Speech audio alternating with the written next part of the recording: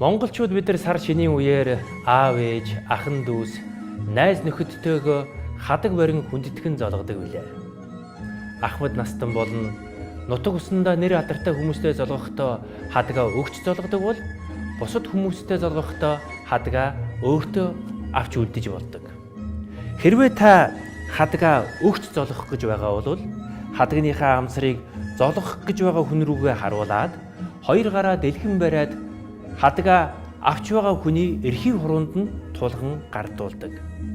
Харин хадгийг авч байгаа хүн дундуур нь углаад зүүн гар дээрээ ихэдэг нь хадгны толгой хээг буруу харуулахгүй хичээж байгаа ёс юм. Хэрвээ та хадгаа өөртөө авч үлдэн золгох бол хадгныхаа нэг үзүүрээс баруун гарынхаа ядам хуруунд нар зүв тойруулан 2 удаа ороогоод чихчүү урууныхаа дундуур унжуулад золгоорой.